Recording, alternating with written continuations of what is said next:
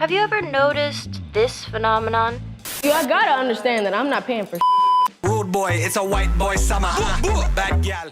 Kill me, get your ass in here. You gonna roll up to that wedding, you gonna be like, bak bak bitch. I be tripping. Black scent. Black scent is essentially right there in the name. It's a portmanteau of black and accent. So black scent, or what I'm thinking of as vocal blackface, are kind of interchangeable. They're both instances of people who are not black adopting African American English or African American vernacular English. Seems like it's been in show business for decades.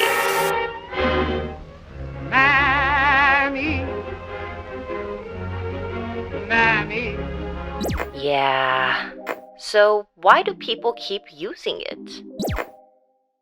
Again and again and again.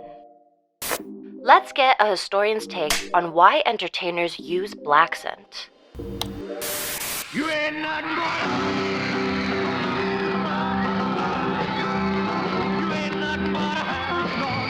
Elvis's recording of Hound Dog is super interesting for a couple of reasons. The first is that it is a cover, which is probably news to a lot of folks because a lot of folks think of it as sort of an original Elvis track, but it's actually a cover of Big Mama Thornton, her version of Hound Dog that actually preceded it by a few years.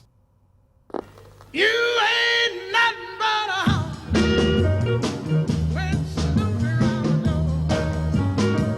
And then the second thing that makes it interesting is that it launches a young Elvis Presley onto the international stage in a major way, and he becomes lauded as sort of the king of rock and roll, whereas Big Mama Thornton is largely forgotten by mainstream audiences as being one of the major architects of rock and roll. During this time, radio was largely segregated, and it meant that black musicians and white musicians were rarely, if ever, played on the same radio stations. So we start to see the first all-black radio stations at the tail end of the 1940s and into the 1950s, and the first black radio station was WDIA in Memphis. The place where the blues began in Memphis, Tennessee. WTIA invites you to join us in asking the man upstairs to smile on us today. So even white artists like Elvis were huge listeners to stations like WDIA and these race music stations, and they were being influenced by the new culture and the new sound that they were being introduced to. A lot of people, when they heard Elvis, thought he was black, didn't they? At first, yes. Yeah, they said he's playing black music. He's a white guy. Yeah, but see, at first he was playing more like rockabilly. He wasn't really getting into the things that he started to do later. But when he started to do that, then he started to turn heads, including mine. The real issue at hand here is that there was an imbalance of power. So while white artists were busy sort of adopting, covering, and appropriating black artists' songs and seeing huge profits from these covers, black artists were largely not seeing the same profits, not seeing the same success, and not having the access to the music industry that white artists were. Early rock and roll was invented by black people. Folks like Chuck Berry were duck walking and swiveling their hips before Elvis ever came on the scene. Unforgettable. Nat King Cole, he's being run out of town, beat up by mobs. Though near or far. Whereas Elvis, who's, making young white teenagers swoon, is seen as a sex symbol, someone who's edgy, someone who's ahead of his time. So there is a double standard. Wait a second. So Elvis sang like black musicians and became the king of rock and roll. But it looks like the trend of white people speaking like black folks started even earlier.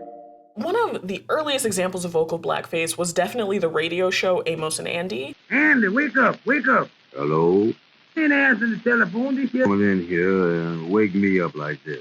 It premiered in 1928, and it was wildly popular and successful. Millions of Americans tuned in 5 nights a week to listen to these two white actors who got their start on the minstrel and vaudeville stages basically perform as black men. There was this sort of racial tension and anxiety caused by the Great Migration. Millions of people fleeing from the South in order to escape restrictive laws and racist laws, as well as class tension and anxiety caused by the Great Depression. And so people were looking for ways, particularly white people were looking for ways to reinstate or reaffirm their control on the racial hierarchy of this country. And I think that made the show, Amos and Andy, even more appealing to these audiences. So appealing that they made spin-off movies. The Kingfish is coming over to talk over a big proposition. cartoons, Wake up, Andy. even a TV show. Well, boys, it look like I's the big winner. The Amos and Andy show actually led to the first all-black cast of a television show in history, and I think that complicates the ways that we have to look at its legacy. These actors who were on the show were instructed to maintain the black scent and maintain the sort of caricature of the earlier radio program because that's what made it successful, and the producers of the show thought it was more authentic. How do you do there? Sweet. By forcing these actors into sort of a narrow role, they were essentially forced to adopt this really stereotypical version of themselves and reflect back to white audiences what they expected more than what was actually authentic to the black experience. Where's that husband of mine? He didn't come home last night, and he left us note saying he was going away to make his fortune and he'd send to me later. In some ways, it gave opportunity to black actors who were looking to express their talents, and in other ways, it perpetuated the violence and the racial stereotyping of the original program. But Professor Bainbridge, this was the 1950s. Surely we've made some progress since Amos and Andy, right? Don't sleep. Don't sleep. Because she might disappear. Saw that? Sweat, right? Yeah. She came back, though. She likes you. The continuing controversy around Awkwafina and her use of black scent has a lot of different moving parts, and it started very early in her career. Make your girl panties cream. Yo, spreads hepatitis C. But she adopts sort of an African-American accent while she's rapping. And then after that, she becomes better known for her acting than her music. But even in television and film, she's still adopting this very particular African-American vernacular English while she's performing. And she's largely performing funny characters, comedic characters. You gonna roll up to that wedding, you gonna be like, bak bak, bitch. Seeing her gain success for using black scent was extremely problematic, but I also think she got more critique specifically because she was a woman of color. And I think that people are more likely to hold women of color to a higher standard than they are other groups. But it sounds like a lot of people on the internet speak with a black scent now.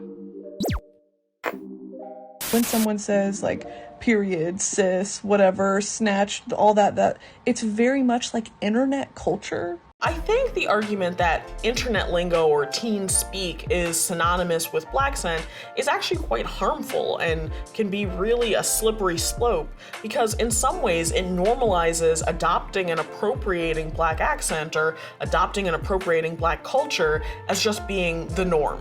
While some folks are saying, well, it's internet lingo, it's internet speak, they're also, becoming huge TikTok celebrities and influencers off of doing these actions. 11, 10, 9.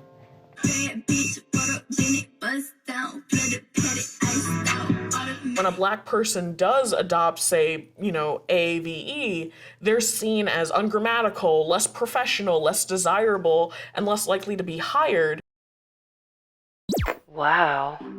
That double standard is literally costing people their jobs. So what can we do about it?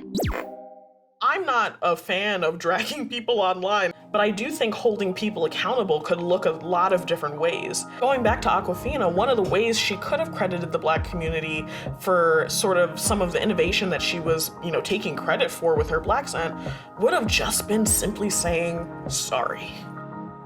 I don't profess to be an Awkwafina historian, but I think it's important for us to think of gentler ways that we can engage with each other and engage as communities of color, because we do have a shared destiny and also a shared sense of politics that makes it really important to think about solidarity.